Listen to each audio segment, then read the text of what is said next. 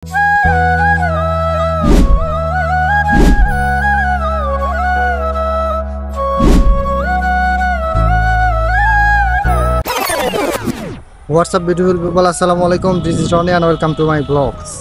আজকে আমি যাচ্ছি বগুড়া শহরে। একটা পোস্ট করেছিলাম যেটা আমি ইউটিউবে আপলোড করেছিলাম এবং ফেসবুকে। সেটা হচ্ছে ভিডিওর টাইটেলটা ছিল এরকম যে ইন্ডিয়া থেকে ফোন কিনলাম।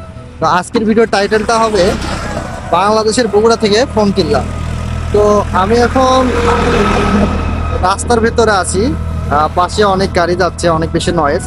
তো চলুন কথা না বাড়িয়ে ভিডিওটা কন্টিনিউ করতে থাকি। ফোন কেনার উদ্দেশ্যে বাসা থেকে বের হয়েছিলাম। আজকের ওয়েদারটাও ছিল অনেক বেশি সুন্দর, তার সাথে সাথে ভিউটাও ছিল অনেক বেশি সুন্দর। ভাবছিলাম না ভিডিও করব, কিন্তু রাস্তাটা দেখে নিজেকে আর সামলাতে পারলাম না।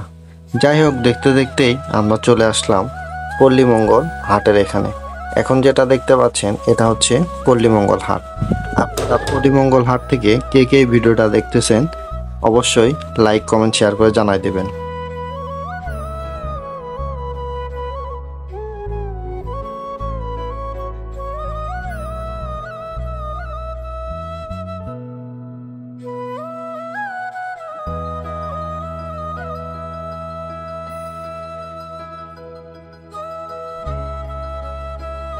তারপর আমরা পল্লীমঙ্গল হাট পেরিয়ে হামিদ আলী মোড় দিয়ে হাতের ডানের যে রাস্তা গেছে সেই রাস্তা ধরে চলতে থাকলাম মাটিডালি রোডের দিকে। পুরো রাস্তাটাই ছিল অনেক বেশি সুন্দর, যার কারণে আর ক্যামেরাটা অফ করা হয় নাই। প্রাকৃতিক সৌন্দর্য আমাকে বরাবরই টানে। আশা করি আপনারা উপভোগ করতে থাকবেন। এখন স্ক্রিনে যে মসজিদটা দেখতে পাচ্ছেন এটা হচ্ছে শাখারিয়া মসজিদ। তো শাখারিয়া থেকে কে কে ভিডিওটা দেখতেছেন অবশ্যই কমেন্ট করে জানাবেন। তো দেখতে দেখতেই আমরা চলে আসলাম মাটিডালি রোডে।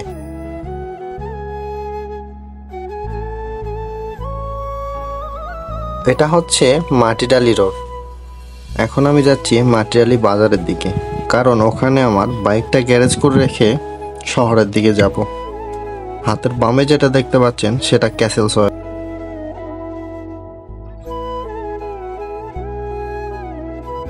এটা হচ্ছে করতোয়া নদী এবং করতোয়া নদীর উপরেই এই ব্রিজটা।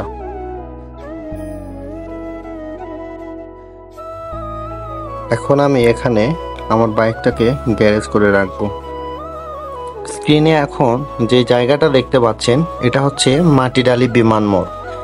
বিমান মোড় বলার কারণটা হচ্ছে এই বিমানটা, এখানে যুদ্ধকালীন এই বিমান দিয়েই যুদ্ধ করা হয়েছিল, যার ফলে এই বিমানটাকে এখানে রাখা হয়েছে। এই জন্য এই জায়গাটার নাম হয়েছে মাটিডালি বিমান মোড়। তো এখন আমরা সামনের দিকে যাব। দেখতে দেখতে আমরা একটা অটো ঠিক করলাম। অটোতে উঠে আমরা এখন শহরের দিকে যাচ্ছি। আমার সামনে যেটা দেখতে পাচ্ছেন এটা হচ্ছে বগুড়া মহিলা কলেজ। এখন আমার সামনে দেখতে পাচ্ছেন বগুড়া সাতমাথা। এই জায়গাটাকে সাতমাথা বলার কারণ এখানে 7টা রাস্তার মাথা একত্রে যুক্ত হয়েছে। তো এখন আমি সাতমাথা থেকে সোজা সামনের দিকে হাঁটতে শুরু করলাম রানার প্লাজার দিকে। তো রানার প্লাজা যেতেই হাতের বামে প্রথমেই পড়বে বগুড়া ফুলপট্টি। তো ভাবলাম একটু ফুলের ভিডিওটাও করে নিই। আপনাদের যাদের গার্লফ্রেন্ড আছে তারা এখান থেকে ফুল কিনে তাদেরকে গিফট করতে পারেন। যাই হোক, আমার কোনো গার্লফ্রেন্ড নেই, এজন্য আমি একটু ভিডিও করেই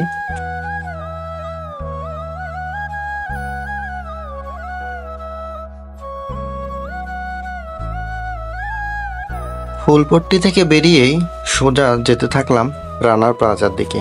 রানার প্লাজা যেতেই প্রথমেই আমার চোখে পড়ল সদ্য চালু হওয়া পুলিশ প্লাজা।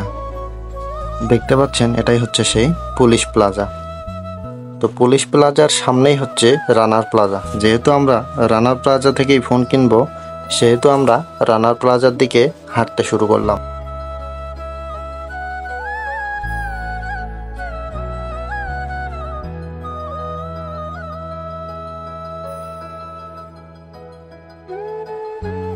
দেখতে দেখতে আমরা চলে এলাম রানার প্লাজার ভেতরে।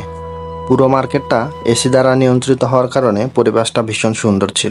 ভেতরে ঢোকার পরে প্রথমেই খেয়াল করলাম লিফট উপরে ছিল, যার ফলে আমরা দ্বিতীয় অপশনটাকে সিলেক্ট করলাম। স্কেলেটর ব্যবহার করে উপরে উঠলাম।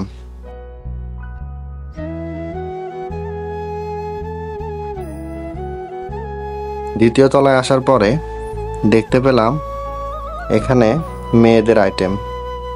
জামা কাপড় অর্থাৎ লেডিস আইটেম এখানে সবচেয়ে বেশি।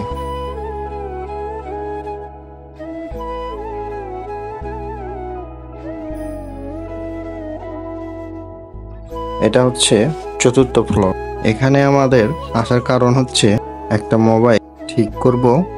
এই যে সামনে দেখতে পাচ্ছেন এটা হচ্ছে ইনফিনিক্সের কাস্টমার কেয়ার। তো এখানে আমাদের একটু কাজ আছে, কাজটা শেষ করে আমরা চলে এলাম ফোন কিনতে। আর আপনাদের সবার পরিচিত এটা হচ্ছে নিউ গ্যাজেট পয়েন্ট, রোমান ভাইয়ের শোরুম। এখানে আপনারা কম দামে সব কিছু ফোনই পেয়ে যাবেন এবং সাথে পাবেন বিভিন্ন ধরনের অ্যাক্সেসরিজ। তো দেখতে পাচ্ছেন আমরা নিউ গ্যাজেট পয়েন্ট থেকে OnePlus ফোনটা নিলাম, তারপর এটা আনবক্স করে নিচে চলে আসলাম। এই যে দেখতে পাচ্ছেন এই ফোনটাই নিলাম। আমাদের ফোন কেনা শেষ। আজকের ভিডিওটাও এখানেই শেষ করতে হচ্ছে। দেখা হবে আপনাদের সাথে নতুন কোনো ভিডিওতে। সে পর্যন্ত সবাই ভালো থাকেন, সুস্থ থাকেন। আসসালামু আলাইকুম।